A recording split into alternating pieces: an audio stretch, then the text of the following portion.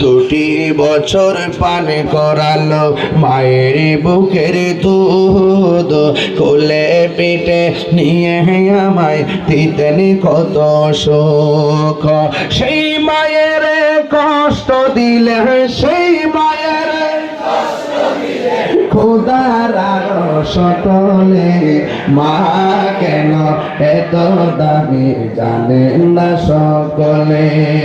মায়ের প্রসবের কালে কত কষ্ট পাই, বেহুশ হইয়া পরে মায়ে আপন বিছানায়।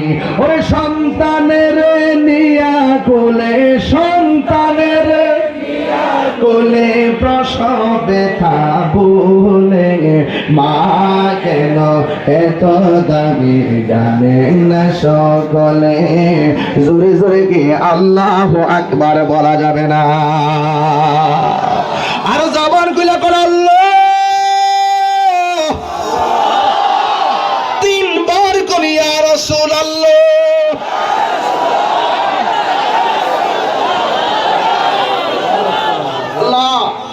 এই মাহফিলে যাদের বাবা কবরে তুমি মাফ করে দাও।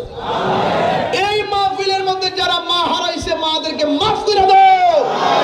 যাদের আব্বা আম্মা বেঁচে আছে আল্লাহ আপনি হায়াত বাড়াইয়া দেন। আর আমিন।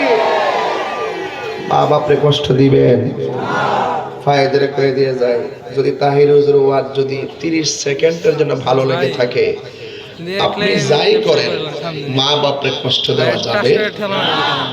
এক ছেলে সাহাবী বলতেছে, এ নবীর সাহাবী, আমি একটা মেয়ের বিয়ের প্রস্তাব দিয়েছিলাম, মেয়েটা আমার পছন্দ করে না। একটু পরে মেয়েটাকে আরেকজনের প্রস্তাব দিয়েছে, মেয়েটা শুধু পছন্দই করে নাই বরং তার সাথে বিয়ে হয়ে গেছে। আমি রাগ করে মেয়েটারে মাইরা ফেলাইছি।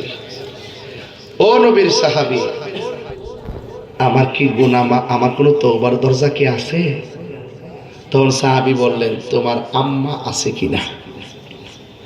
আরেক সাহাবী কয়, হে নবীর সাহাবী, সে বলছে একটা খুন করছে, আপনি ভালো মন্দ বলবেন, এটার সাথে মা আছে কিনা এর সম্পর্ক কি? সাহাবী ডাক দিয়ে কয়, রে হে যে অন্যায় করছে, এই অন্যায়ের পরিপ্রেক্ষিতে মা যদি সন্তানের দিকে আল্লাহর কাছে কও, এই দোয়ার মাঝখানে কোনো পর্দা থাকে না। বুঝছেন কি বলছি? মার দোয়া সন্তানের ভাগ্য পরিবর্তন হয়, মায়ের দোয়া সন্তান ওলি হয়। হয় কি হয় না? তাহলে মা বাপরে কষ্ট দিয়া যদি আপনি আমার সামনে বসে ওয়াজ শুনে লাভ হইব? শুধু এইটা না, আপনি খানায় কাবাদ গেল হইতো। আমি দেখি যে কিশোর বসে পোলা পান্ডি মারে যেই যন্ত্রণা দেয়, মারে মোবাইল কিনতে বাধ্য করে, মারে মোটরসাইকেল দিতে বাধ্য করে, মারে ধমক মারে, কই যা কই ঘুরে। আগে তো আমরা মা বাবার ডরে বাইরে, সন্ধ্যার পরে আর বাইরে থাকছি না, দৌড়াইয়ে ঘরে আইসা পড়ছি। আর এখন সন্ধ্যার পরে ঘর থেকে বাইরে যা। আগে বিকালে বাইরে ছিল, সন্ধ্যা হইলে ঘরে পড়ছে, আর এখন সন্ধ্যার পরে বাইরে যা। ব্রিজের কোনা কান বয়া বয়া মোবাইল টিপতেছে, আড্ডা মারতেছে, 10টার পরে 11টার পরে আইতেছে, কোন রুমতা হে কোন গরু গোমা কোনো খবর নাই। আর ফুলাফান যেগুলো আছে দেখবেন যে বন্ধু বন্ধুর সাথে কত মিল, কিন্তু মাকে মূল্যায়ন করে না। আছে না নাই? আপনি যে মারে মূল্যায়ন না করেন, আপনার কি আপনার সন্তান মূল্যায়ন করব? এই যে মাঝে মাঝে বুড়া বেড়াইতে বইছে, আমি যদি এই এলাকাতে যদি মনে করেন যে ঘরে ঘরে যাই, ঘরে ঘরে যদি যাই, দেখবেন শতকরা 70% বুড়া বেড়া আর বুড়া বেড়ি মানুষের সামনে না কোক, নীরব হইলে কইব যে হুজুর এত শখ করে বিয়া করেছিলাম, ভাবছিলাম যে আমার ফুতের বউ আমার হুজুর ফানি বানাই দিব। ও মা গো, হুজুর ফানি বানাইবো দূরের কথা, আমার খাওয়ানোর ফানি দে না।